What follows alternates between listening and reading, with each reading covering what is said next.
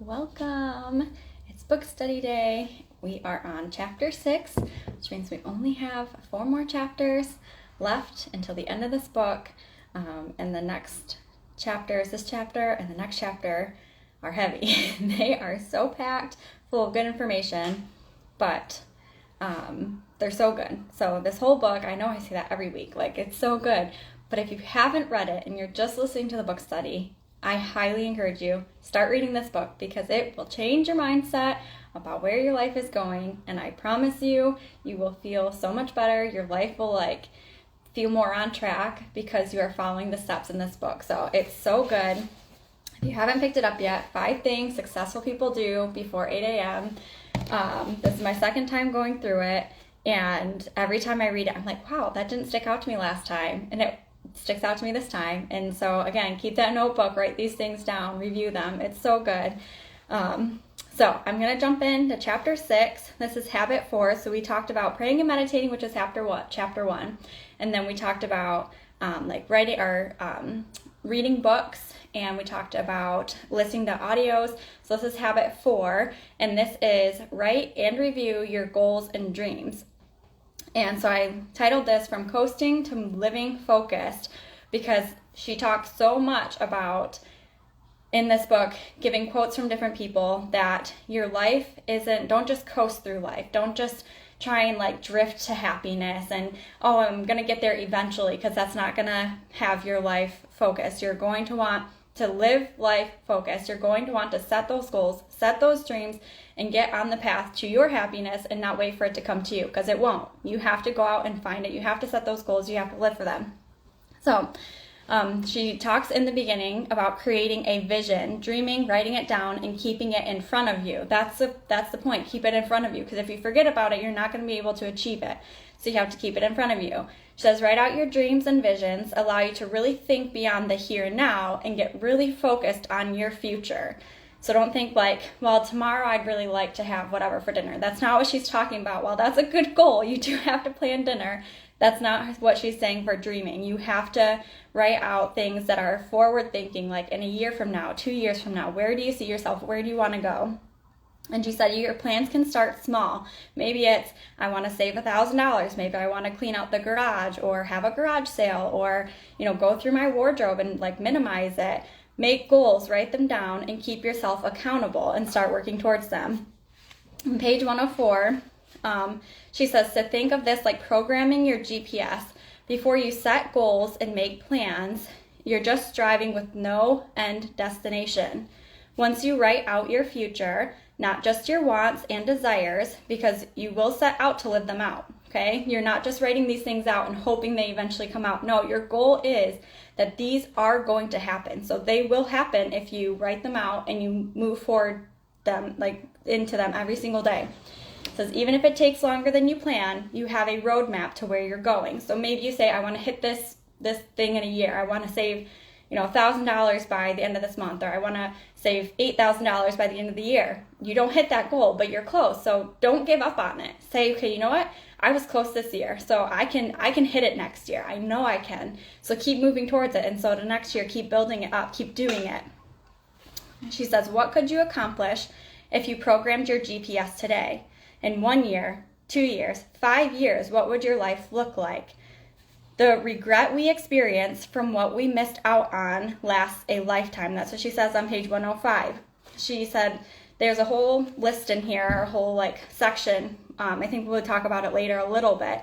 But they interviewed people in nursing homes, and they asked them if you could start over, if you could do it again, what would you do? And they'd say, I would go on this vacation, or I would, join this company, or I would do this with my life. It's not just I'm not happy that the way my life has ended because I didn't get to do the things that I wanted to do. So they live full of regret. That is so many of the people that they had interviewed. That's their number one thing. I have so many regrets of things I wish I could have done. So she's saying, write these things down, put it in your GPS, and start moving towards it because you don't want to live a life of regret. John Goddard wrote a life list, and it's basically a bucket list, but he wrote out 127 things that he wanted to accomplish in his lifetime. And At the end of his life, he had accomplished 120 of them. And he said in an interview towards the end of his life, he said, when the human spirit accepts challenge and works on it and sets deadlines, and it captures your potential, and it's astounding what you can do.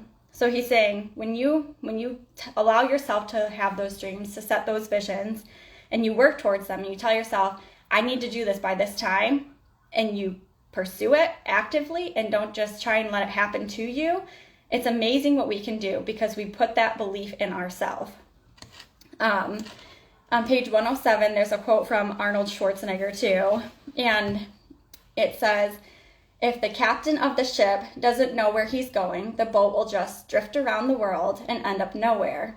So he's saying without a goal or a vision, we just drift through life, and that ultimately won't allow us to be happy. If we're just drifting, we might be content in the moment, we might have moments of happiness, but we're not going to actually at the end of our life look back and say, wow, I'm so happy with where my life went because we didn't hit any dreams or goals that we wanted to accomplish in this life.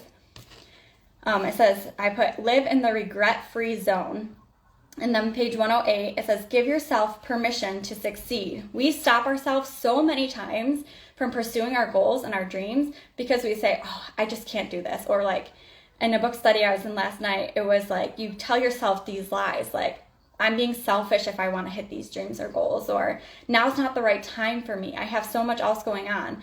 But we're saying, like, don't let yourself tell yourself that. Like, give yourself permission to succeed, to make these decisions, and to go after the things that you are really wanting and the goals and desires you have, because it's not selfish. It helps you. It helps your family. Now, your goals can be selfish. So we're talking about God-given desires and goals that he puts on your heart. And in the message on Sunday, the pastor was talking about, like, you know, he's like, a lot of times this message is for like college students or high school students, maybe even junior high kids. Like, what do you want to do with your life? And he's saying, like, you know, in the Bible, he said Psalms, and I can't remember the exact reference that he had given, but it was saying that God puts these dreams and desires in your heart. And these are not things that you think of yourself. So he's saying, don't come up with like, oh, I want a red Ferrari. Like, that was one of his examples. Or like, oh, this new car, this house, or, you know, this, you know, bag or whatever it is, this name brand, whatever. You know, I really want that. And once I have that, I will have happiness. No, he's saying you pursue after the dreams and goals and desires that God lays on your heart, because those are given to you by your Heavenly Father, and they are what are your driving factor to keep you going. And I don't know, that message just like stuck with me, that one little part of his whole message. And it's like, it kept replaying in my mind. And I thought, wow, how perfect is that to fit into what I'm talking about this week? So she gives an example of John Hitchcock. He was an hockey coach for, I think, Dallas, but when he was a coach for like a minor league team, he said that he wanted to eventually coach for like an NHL team. And he was over like 400 pounds, and everyone kept telling him like, hey, you know what, I'm sorry, I love you, but like your weight is gonna stop you from getting where you want to go. And so he said, I'm gonna focus on my weight, I'm gonna start losing weight. And within 2 years, he lost 250 pounds, and he applied for a position as the head coach of the Dallas hockey team, and he got it. And that first year that he was the coach, he took them and he won the Stanley Cup, which is amazing. But like, you think about, what if he didn't? What if he was like, yeah, you're right, my weight is going to stop me, and I'm never going to get this position. This thing that he set out his whole life working towards, coaching all of these hockey teams for minor leagues and, you know, learning everything he possibly could about hockey, and he just stopped and said, you're right, like, Dallas wouldn't have won the Stanley Cup. The people in that state would not have been so proud of him. Like, there's so many people that were impacted by his decision to focus on himself and to push towards his goal, to lose that weight, to apply for a position he thought was way above anything he could possibly even like do. And he did it, and he got the job, and he took them to the championship game and won the Stanley Cup. Like, our decisions have a ripple effect. And then she puts in here, who needs to read or hear your story for inspiration? Where would you be if you focused on your dreams and trusted God? She says that, page 10. So she gives 5 steps to live your dreams. The first one is visualize your future. Page 1010, she says, you will never leave where you are until you see where you'd rather be. Don't be nearsighted. We talked about that in a previous chapter, but don't be nearsighted. Don't be so focused on what's right in front of you that you lose sight of what's in the distance. On page 113, she says, if you want to get to the next level, you have to see the next level. You can't just arrive at success without seeing something beforehand. So again, road mapping, like set your GPS. Maybe sit down and like brainstorm once a week and say, okay, if this is my goal by this month, and this is my goal by the end of the year, what do I have to do? What do I have to work on to get there? John Maxwell, again, he's a big one that's quoted in this book. He's quoted probably in a lot of personal development books because he's such a great public speaker, personal development hero almost. But he says, dreaming is like being an architect. You have to imagine the entire project. You have to visualize it, draw it, all before you begin building. So this is what you're doing. You are writing this roadmap. You are visualizing it first. Before you even start working towards it, you have to know where you're going. This kind of fits perfectly with like my life right now as we're remodeling our living room. And so, yeah, it doesn't just happen. Like you don't just like pick up the hammer one day, say like, yeah, I think I'm just going to knock this down and like see how it goes from here on out. No, you have to visualize it first. So what am I going to do? I have to measure it out. I have to make plans. I have to budget for it and find the materials and start piecing all of these things together before we can start taking it down and then rebuilding it back up. Number 2, write it down. When writing out your goals, you don't just be vague, be really specific. So don't just say, oh, I'd like to make more money. Because at the end of the year, how do you know? Like, what are you gauging it against? Like, you have no roadmap to like look back on and say, did I actually make more money? I don't know because I don't have it in savings. I don't really have like anything written down. I don't know how much I wanted to save. So yeah, I guess maybe I did. No, be really specific. She says, page 118, vague goals produce vague results. So she's like, write it down really specific. Like if you want to lose weight, how many pounds exactly do you want to lose? How much money do you want to save? Specifics. Like get really, really specific with everything. And then page 118 and 19, she says, writing down your goals and dreams and imagining them before you do uses both the right and left hemisphere of your brain, the imagination center and the logic-based hemisphere. So when you're doing that, when you're thinking about it and writing it down, you're using your whole brain, not just part of it. And that's part of the reason why this is so effective. Like from what the author says, like it's so effective because we use so much of our brain in doing the thinking and the writing at the same time and making these plans. Brian Tracy says to write your top 10 goals down every day for 30 days without looking back at the previous goals. If one of the goals changes, then that means it wasn't as important to you. This allows you to ingrain your goals and dreams into your subconscious mind and become more determined to do them. Number 3, she says to make a vision board. So we're not just visualizing our future. We're not just thinking about what we want. We're not just writing it down, but we're making a vision board. We're seeing it every single day. Steve Harvey says, if you can see it in your mind, you can hold it in your hand. She also talks about how Steve Harvey in an interview says he's so big on vision boards that he keeps it on his desktop screen, he keeps it on his phone, he prints it out, puts it on his wall, and the ones that are the biggest, most extreme goals to him, he actually has them sewn into the hem of his suits so he can see it every time he puts his clothes on, and that's what he's working towards. We don't have to be that extreme, but maybe if we got really serious and we were hanging it everywhere in our house or on our phones, every time we unlocked our screen, it was there, then we would be able to focus more and determine our future and go towards our goals. Number 4, it says to take action. James 2:17, she gives this illustration in here, and again, this is a Christian author, so she bases everything back to our source of wisdom, which is the Bible. But she gives the Bible verse. Faith, if it has not works, is dead. So faith without works is dead. We can't just visualize these things and not do them because we're not putting in the work behind it that is required to achieve our goals. Page 125, she says, we need to add feet to our visions, dreams, and goals, which I think is so visual. Like, it's such a visual thing to think about adding feet to these. Like, your visions and goals, your dreams, everything you desire, just picture feet on it and picture it walking with you to get there. Like, it's not gonna go by itself. It has to have feet on it. It has to have actions behind it. Jack Canfield says, winners take actions. Our dreams require work and demand persistence, but never give up. What you do behind the scenes is all preparation for where God wants to take you. Every day is another opportunity to take action. So list out action steps that you can start taking for each of your dreams and goals. So after you think about them, after you write them out, after you start working towards them, or maybe before you start working towards them, like, sit down and say, okay, these are the things I have to do, and now I'm going to go do them. And don't just say, okay, maybe tomorrow. Like, there's always that tomorrow. Don't say that. You're going to go do them. You're going to set a date and you're going to go for it. She says successful people are always doing things that make them uncomfortable. So if it makes you uncomfortable, there's a good chance that this is a God-given desire, a God-given dream, and you are to go for it and do everything you can to allow yourself to get to the finish line with whatever it is. Number 5, it says believe.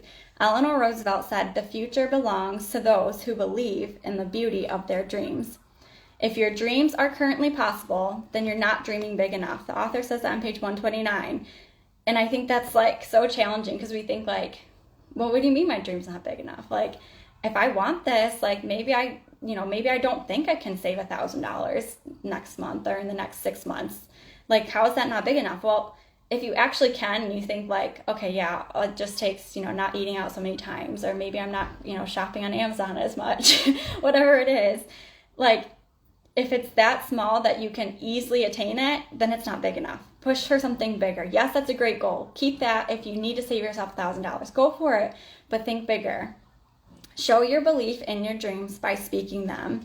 So last chapter, we talked about like positive affirmations and speaking your goals and dreams and desires out loud and telling people, like, don't just hide it in your heart and say like, yeah, it would be really great if I, could, have this job. But you never tell anyone that's what you're pursuing, because you never know who you're going to come in contact with that could say, hey, like, I have a friend in this field that's working for this company that's hiring, and I could get you in.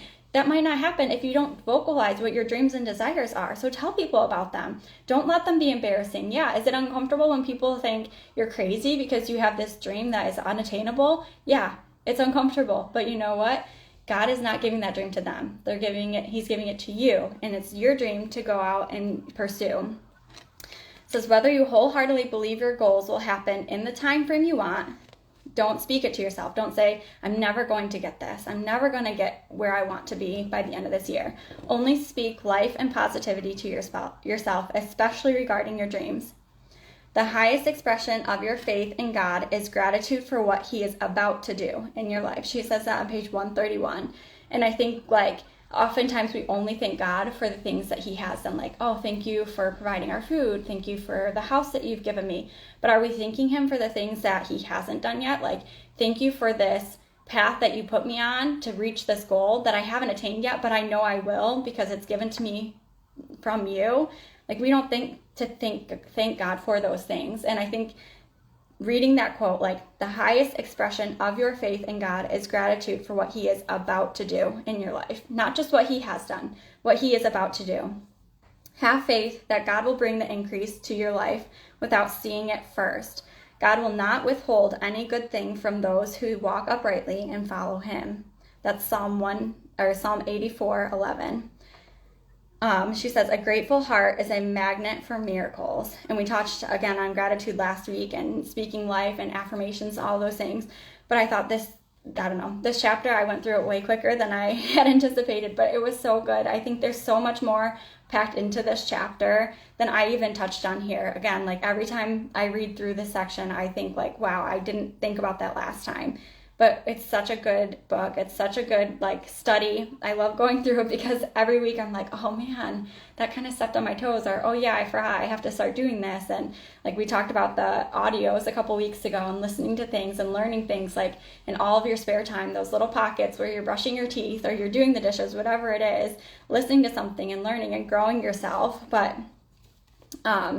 I look back on this and it's like, I started a vision board back in March, I think, and I'm like not finished with it yet. It's not hanging on my wall. It's just sitting in my phone. And where am I going? How am I going to get my dreams accomplished, my goals accomplished, if it's sitting in my phone and I'm not looking at it every single day? So I'm tattling on myself there for accountability, because I need to do that, because this chapter is hard. You have to actually do the work. You have to put in the work. It's not going to come easily. Success doesn't come easy. It's something you work towards. It's something that you take baby steps to get there. And I think that's so important to realize, that the people who are successful now didn't get there because they just coasted through life. They didn't. They just sat down, they put in the legwork, and little by little, they started becoming successful. They didn't just wake up a millionaire. And I think that's important to realize. And I think that this is something all of us, especially myself, can do better at, is like focusing on our goals and dreams, writing them out, and putting in the work to make them successful. So that is chapter 6. Next week is chapter 7. And that we'll touch on habit 5 next week. I think it's kind of long. I don't know for sure, but I remember the chapter taking a long time for me to finish. So hopefully I can get it all done in 1 week. And then we only have 3 more chapters after that. So chapter 7 and then 3 more and we're done. So thank you all for joining. And I hope this was encouraging to you.